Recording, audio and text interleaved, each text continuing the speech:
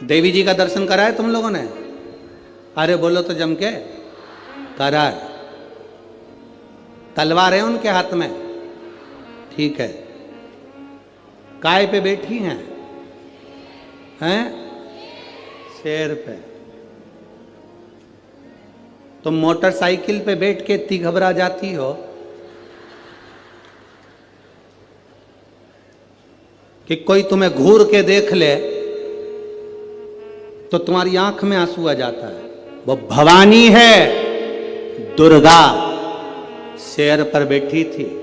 शुंभ और निशुंभ दोनों राक्षसों ने आकर कह दिया था, ए सुंदरी, हम दोनों में से एक से तू शादी कर ले तो बच जाएगी, नहीं तो मर जाएगी। देवी अंदर गई गुफा में, शंकर भगवान से कहा, शुंभ निशुंभ आए हैं दरवाजे पर। तो भगवान शंकर मुस्कुरा कर बोले, तुम मुझसे कहने आई हो, तुम स्त्री हो, एक नारी में आधा शंकर होता है। जब शंकर तुझ में है, शक्ति तुझ में है, शिव तुझ में है, तो तू दुनिया से निपट सकती है। चढ़ जा शेर पर, उठा तलवार, कर संहार। माता पार्वती जी कहती है, मैंने शास्त्र पढ़े हैं मेरे हाथ में, मैं वेद माता भी कहलाती हूं, मैं शास्त्र हाथ में रखती हूं, शस्त्र कैसे उठाऊं? शंकर भगवान कहते हैं, संस्कृति को बचाना है, संस्कारों को बचाना है तो शास्त्र उठाना पड़ेगा, और अपने आप को और सनातन धर्म को बचाना है तो शस्त्र भी उठाना पड़ेगा। ये हमारे को ऊपर निर्भर करता है। हम शास्त्र भी उठा सकते हैं और शस्त्र भी उठा सकते हैं। ये मां जगजननी दुर्गा भवानी का दर्शन करने जाओ तो उस माता को प्रणाम कर कर उससे कहकर आना, मां जब शास्त्र की जरूरत हो तब मुझे शास्त्र देना, और जब शस्त्र की जरूरत हो ऐसा बल देना, ऐसा शस्त्र देना कि दुनिया के लोग याद रखें। क्या मैं नवरात्रि में अगर मान लो कोई साधना करना हो तो कौन सी साधना करना चाहिए? हम किसकी आराधना करें? हम 9 दिन तक किसकी साधना करें? तो अगर बन सके तो देवी भागवत में सबसे सुंदर साधना यही है। चतुर्थी है तो 4 कन्या का पूजन करो। जो वृक्ष लगता है, वृक्ष में जो गोंद लगती है वो ब्राह्मण हत्या का अंश है। इसलिए हमारे सनातन धर्म में है, उस प्रसाद में गोंद नहीं डाला जाता। ब्राह्मण हत्या का अंश दिया पृथ्वी को, पृथ्वी ने ब्राह्मण हत्या का अंश लिया तो पृथ्वी का जो बंजर भाग है वो ब्राह्मण हत्या का अंश है। पृथ्वी के ऊपर जो वृक्ष लगते हैं, वृक्ष में जो गोंद लगती है वो ब्राह्मण हत्या का अंश है। तुम्हारी बहू का जाता हो, बहू की डिलीवरी हो, बहू को संतान हो, उसको खूब बादाम काजू गोंद घी में तल तल कर खिलाओ, मना नहीं है। पर जब जन्माष्टमी का त्योहार हो, रामनवमी का त्योहार हो, भगवान का प्रसाद बन रहा हो, उसमें गोंद मत मिलाओ, क्योंकि इसमें ब्राह्मण हत्या होती है।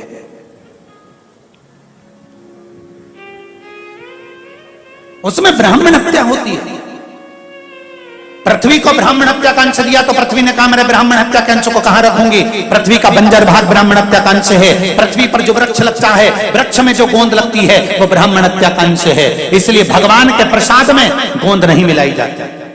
आपकी बहू का जापा हो, बहू की डिलीवरी हो, बहू को संतान हो, तुम्हारे लिए लड्डू बनाओ, चाहे दाल का बनाओ, मूंग का बनाओ, उड़द का बनाओ, उसमें खूब गोंद मिलाओ। पर भगवान का अगर प्रसाद बना रहे हो तो उसमें गोंद नहीं होना चाहिए, ब्राह्मण हत्या का दोष लगता है। भगवान को गोंद का लड्डू नहीं लगाया जाता। हम मंदिर में दीप क्यों लगाते हैं? दिया लगाने का कारण क्या होता है? दिया लगाने का केवल एक कारण होता है, हम भगवान के मंदिर में प्रकाश करने के लिए दिया नहीं लगाते। हम भगवान के मंदिर में उजाला करने के लिए दिया नहीं लगाते। शिव महापुराण, पद्म पुराण और हमारा शास्त्र वर्णन करता है कि हम जब भगवान के मंदिर में दिया लगाते हैं, दीप प्रज्वलित करते हैं, तो दिया परमात्मा के लिए नहीं लगाते। जब हम दीप प्रज्वलित करते हैं तो जैसे ही मंदिर में प्रकाश होता है, वैसे ही हमारी जिंदगी में चारों तरफ प्रकाश होना प्रारंभ हो जाता है। माँ जगज्जननी, माँ अम्बा, माँ जगज्जननी दुर्गा भवानी, अष्टभुजा धात्री माँ दुर्गा, माँ भवानी, माँ देवी, अगर शिव जी को प्राप्त करने के लिए कोई व्रत कर रही हैं, शंकर भगवान को प्राप्त करने के लिए कोई साधना कर रही हैं, भगवान को पाने के लिए कोई उपास कर रही हैं, यहाँ तक शिव महापुराण की कथा कहती है कि उन्होंने भोजन त्याग दिया था, जल त्याग दिया था, फल त्याग दिया था। शिव महापुराण की कथा कहती है केवल वृक्ष की पत्तियों को ग्रहण करती थी, वृक्ष की पत्ती को भी छोड़ दिया था।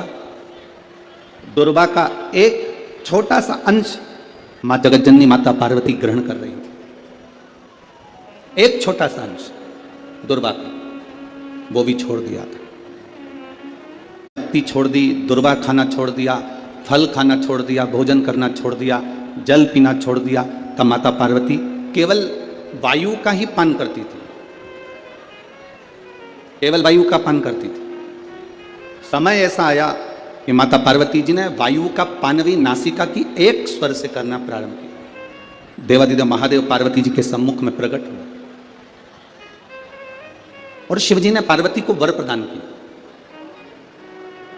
शंकर जी कहते हैं, सुनो पार्वती, तुमने मेरी आराधना करी है, तुमने मेरी साधना करी है, मेरी साधना इतनी बलवान तुमने करी है कि तुम्हारी शक्ति प्रबल हो गई। बाबा देवादिदेव महादेव की कथा को अगर आपने ये शिव और शक्ति के इस नवरात्रे के अवसर पर दिल से सुन लिया तो निश्चित है आपकी झोली खाली नहीं रहेगी, मेरा देवादिदेव महादेव भर कर ही रहेगा। मां पार्वती जी को देते हैं भगवान देवादिदेव महादेव। जो नारी,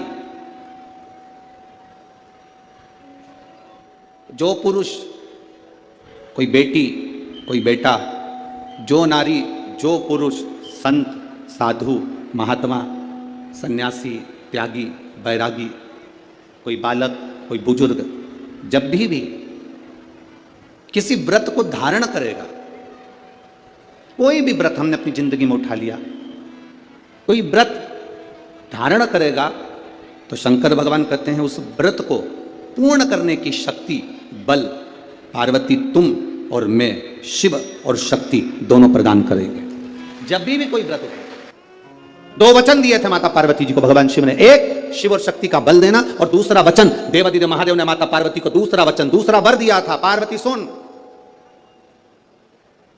संसार में रहने वाली नारी, पुरुष, बच्चे, बूढ़े, इस मृत्यु लोक में जो रह रहा है, संसार में अगर उसके जीवन में कभी दुख की एक घड़ी भी आई है तो उसके कर्म से आई है। उसने जो पूर्व में कर्म किया होगा उसके अनुसार उसको एक दुख की घड़ी में भोगना पड़ा है। पर उस दुख की घड़ी में पार्वती, अगर उसने भूलवश भी मुझे याद किया, शंकर कहते हैं मैं उसी क्षण उसके दुख को मिटाने के लिए संसार सागर में पहुंच जाऊंगा। मैं वचन देता हूं। ये माता पार्वती जी को शिव जी ने दो वचन दिए। पार्वती एक, शिव और शक्ति का बल व्रत, उपास, साधना तप करने वाले को मिलता है। नवरात्र का व्रत करने वाले कई लोग नंगे पैर चलते हैं, कई लोग एक समय दूध लेते हैं, कोई कहता है कि मैं लौंग पर व्रत करता हूं, कोई अपने शरीर पर जवारे वो लेता है, कोई कुछ नियम धारण करता है, कोई कुछ नियम धारण करता है। सारे नियम, व्रत, साधना, तप जितने लोग करते हैं, घबराने की जरूरत नहीं। ये बल तुम्हें जो देता है वो शिव देते हैं, वो भगवान शंकर शक्ति के साथ देते हैं। चाय पिलाओ मत पिलाओ, फिर भी सास मरते मरते अपनी जायदाद के, अपनी अंगूठी, अपनी चेन अपनी बहू को देके जाती है। उसी तरह मेरी माँ है। तुम चाहे दुनिया में कहीं पे भी धोख लगाने जाओ, कोई के हम तुलजापुर जा रहे हैं, कोई के हम वहाँ जा रहा है, कोई के हम माँ जा रहा है, और दुनिया भर में जा रहा है और माँ के पास नहीं आ रहा, फिर भी माँ कहती मत आ, फिर भी मैं शांति से तुझे दूंगी, चिंता मत कर, मैं बैठी हूँ। वो राजा के लिए मैं तुलजापुर छोड़ के यहाँ आ गई। प्रेम से बोलो जय माता दी, सारे बोलो जय माता दी, मैं नहीं सुनिया जय माता दी, सारे बोलो जय माता दी, माँ कमला रानी, जय माता दी, माँ जग कल्याणी, जय माता दी, माँ अम्बे रानी, जय माता माँ दी, तुलजा रानी, जय माता दी, जय माता दी, जय माता दी, जय माता दी, जय माता ओ दी। मन मेरा मंदिर आके दिया बाती, होठों की है तालियां, रोल फूल पाती, रोम रोम जीवा तेरा नाम पुकारती, आरती ओ मैया, आरती ओ शेरा वाली माँ तेरी आरती। कृपा करने वाली, दुनिया में कोई करुणा ना करे। क्रोध में आकर माने उसी समय अंधकासुर को मार दिया। मंथन हुआ, मंथन में सबसे पहले निकली है गौ माता। कितनी गाय निकली समुद्र मंथन में? 5 गाय समुद्र मंथन के समय पर निकली है। कितनी गाय निकली है? 5। पहली नंदा, दूसरी सुभद्रा, तीसरी बहुला, चौथी सुशीला, 5वीं सुरभि। 5 गाय मंथन में निकली है। कितनी निकली है? 5। और गाय निकालने का कारण क्या था? मंथन में सबसे पहले गाय क्यों निकली? क्योंकि गाय निकलने के बाद निकलेगा विष। क्या निकलेगा? विष। जो विष पिएगा उसका कंठ जलेगा। कंठ की जलन को अगर कोई रोक सकता है तो गौ माता का दूध रोक सकता है। इसलिए शंकर जी का अभिषेक कैसे होता है? अरे बोलो जम के, दूध से। गाय के दूध से अभिषेक इसलिए होता है क्योंकि अगर कंठ की जलन को कोई रोक सकता है तो गाय माता का दूध रोक सकता है। गौ माता। किस किस के यहां पर है गाय? हाथ उठाओ। जो गौ माता की सेवा करता हो उठाओ जल्दी जल्दी हाथ। उठाए हाथ, रख लो। बहुत बढ़िया, होना चाहिए। कुत्ता किस किस के यहां पे है? गरुड़ पुराण का 5वां अंश कहता है, गरुड़ पुराण का 5वां अंश कहता है कि कुत्ते की योनि नीचे से चौथे नंबर की है और गौ माता की योनि 84 लाख भी योनि है, उसके बाद मनुष्य की योनि। कुत्ते की सेवा करते करते मर जाओगे तो क्या बन जाओगे वापिस? कुत्ता। गाय की सेवा करते करते मरे तो गौ माता बन गए। गाय की योनि से छूटे मनुष्य बन गए। तो कुत्ते की सेवा करते करते मरे। सुबह मॉर्निंग वॉक में कुत्ता घुमा रहे थे और मर गए। कहीं अटैक आ गया, शुगर बढ़ गई, एक्सीडेंट हो गया, मर गए। कुत्ते की याद में छूटे तो कुत्ते बन गए। कुत्ते के बाद में जुए की योनि, फिर कीट पतंगा, जलचर, थलचर, वायुचर, ऐसे 84 लाख योनियां काटते काटते फिर मनुष्य दे, तो फिर वापिस नीचे नीचे। क्या मतलब? महाराज 5 गाय प्रकट हुई जिसका दूध निकले तो शंकर का अभिषेक हो। फिर बाद में निकला विष निकला। अब विष को दे तो दे किसको? भगवान विष प्रदान किसको किया जाए? विष किसको दिया जाए? किसको दिया था विष? है जम के बोलो। शंकर भगवान। जो अमृत पीते हैं वो देव कहलाते हैं, जो विष पीता है वो महादेव कहलाता है। विष पीने वाला। मनवृत्ति को परमात्मा की कथा में लगाना, मनवृत्ति को परमात्मा तक लेकर जाना सबसे ज्यादा कठिन है। 5 कर्मेंद्रिय, 5 ज्ञानेंद्रिय और 1 मन, ये 11 इंद्रियों में सबसे प्रखर अगर कोई इंद्रिय है तो वो मन है हमारा। बड़ा डोलता है, इसको ले जाओ सत्संग में, चला जाता है भोजन में। एक दिन लक्ष्मी जी ने भगवान नारायण से आखिर रोक कर कह दिया, प्रभु। भगवान बोले बोलो, देखो जरा। वो रोज प्रतिदिन शाम के समय घूमने निकल जाता है और एक तुम कभी हमको कहीं लेके ही नहीं जाते। भगवान नारायण बोले चल तू अब भी उठ, अभी उठ, चल चल। लक्ष्मी जी बोली यारी तैयार हो गए। और जो लक्ष्मी जी तैयार होने गई, ऐसा श्रृंगार करने माता लक्ष्मी गई कि श्रृंगार करने में लक्ष्मी को जब तैयार होने बैठी तब तक जब बाहर निकल के आई अंधेरा हो गया। अंधेरा हो गया तो भगवान विष्णु लक्ष्मी से बोले अब तो शाम हो गई, अब क्या करेंगे जाकर? तो लक्ष्मी जी बोली पर एक बात बताओ, अपने को तो शाम हो गई पर ये तो दोनों रोज जाते हैं, तो क्या पार्वती तैयार नहीं होती? क्यों होती होगी? तो ये दोनों चले जाते हैं। मुझे तो कितना समय लगा वैकुंठ के 8 दरवाजों में ताला लगाना, 24 खिड़कियों में ताला लगाना, दरवाजा बंद करना, तब जाकर बाहर निकल के तुम्हारे साथ घूमने जाना। तो इनकी यहाँ ताला वाला लगाते नहीं क्या? तो भगवान विष्णु बोले कुछ हो तो लगा। तो लक्ष्मी जी बोली इनके घर में कुछ भी नहीं है कि थोड़ा बहुत अगर सामान भी है तो ताला लगाने की जरूरत ही नहीं है। गले में से उतार के एक बब्बा को छोड़ के चले जाता। किसी के बाप में दम हो तो घुस के बता, कोई घुसे तो सही। तुम्हारा तो काम ही नहीं ताला चाबी का। को 4 बजे से लेकर 7 बजे के बीच में शंकर और पार्वती के भ्रमण का समय रहता है। मेरे देवाधिदेव महादेव और माता पार्वती के भ्रमण का समय।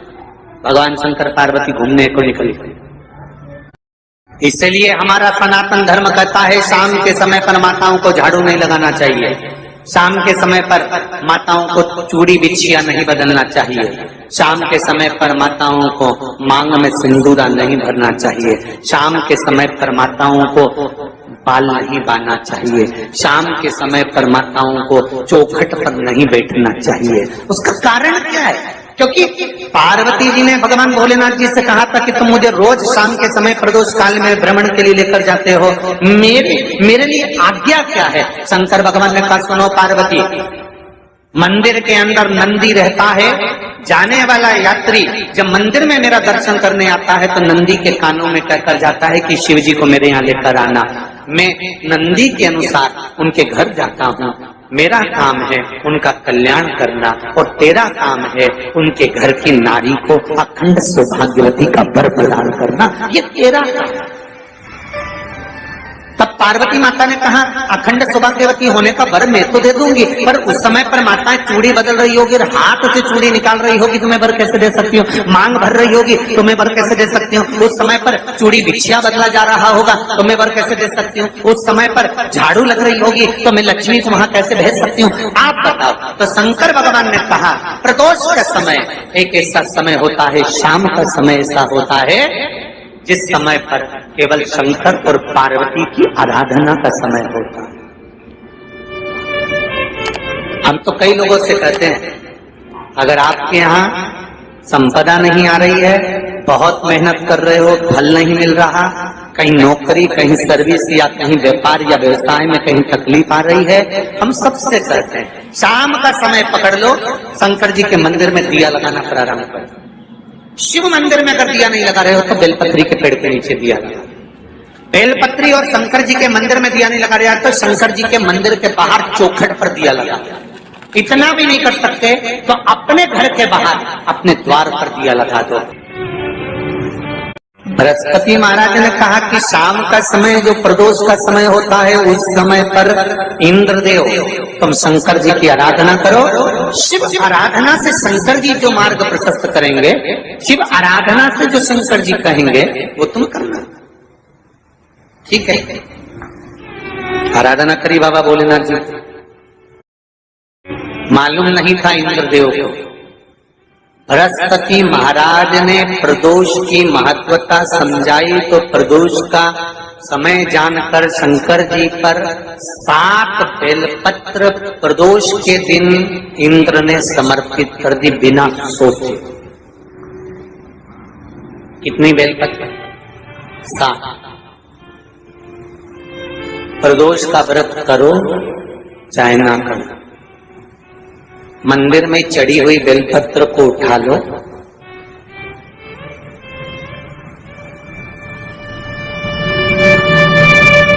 बेलपत्र का ब्रह्म कमल बना लो। ब्रह्म कमल का मतलब होता है डंडी बीच में रहे, आसपास पत्तियां रहे। 7 पत्ती का ब्रह्म कमल बनाकर, जैसे ये तो इसको फैला लिया, 7 पत्ती ब्रह्म कमल बना लिया। प्रदोष का व्रत करें ना करें, जरूरी नहीं है कि वृक्ष से ही पत्ती लेकर आओगे तो ही शंकर जी को चढ़ाओगे। शिव जी पे से चढ़ी हुई उठाकर धोकर ब्रह्म कमल बनाकर बाबा से विनय कर कर बेलपत्री समर्पित करने पर ही प्रदान कर देता है। शिव मंदिर में जाइए, पहले दिन 9 फूल कमल के हों, जो मिल जाए, परंतु एक जैसे फूल होना चाहिए। ये नहीं कि आज तुमने गुलाब का चढ़ाया, कल कमल का चढ़ा दिया, परसों गेंदा का चढ़ा दिया, नरसों चमेली का चढ़ा दिया, फिर रात रानी का चढ़ा दिया। ऐसे फूल ना चढ़ाए, एक जैसे फूल 9 दिवस तक। सीते, हे जानकी, हे पुत्री, शिव मंदिर में जाकर अपने पति का स्मरण कर कर, कार्य का स्मरण कर कर 9 फूल प्रथम दिन घी का दिया लगाकर आप भगवान शंकर को कामना कर कर समर्पित करती हो। दूसरे दिन वही फूल दुगने हो जाना चाहिए, 18। तीसरे दिन फिर 9 जोड़ लो, 27। कुंदकेश्वर महादेव का ही वर्णन किया गया। जिन बेटों की कोई 30 साल का हो गया, 35 साल का हो गया, 42 साल का हो गया, विवाह नहीं हो रहा, लड़की 35-36 साल की हो गई, 40 वर्ष की हो गई, 27 साल की हो गई, विवाह नहीं हो रहा, बहुत चिंता में हो, बहुत टेंशन में हो, तो शास्त्र कहता है, हमारा शिव महापुराण का कथा वर्णन करती है, हाथ में 2 लोटा जल, 2 लोटे जल लीजिए और दोनों लोटे जल से शंकर भगवान का, जिस लड़का लड़की का विवाह नहीं हो रहा उसी का हाथ से शिवलिंग पर दोनों लोटा जल आधी आधी मात्रा में चढ़ाइए। मतलब थोड़ा थोड़ा जल कुंदकेश्वर महादेव के नाम से चढ़ाइए, वही जल लेकर जाइए और बेलपत्र के वृक्ष के नीचे उसी जल से 7 धार, पेड़ की परिक्रमा करते हुए 7 परिक्रमा उसी जल से, दोनों लोटे जल से 7 परिक्रमा कुंदकेश्वर महादेव के नाम से करवा दीजिए। उसका विवाह होकर ही रहेगा, निश्चितता में विवाह।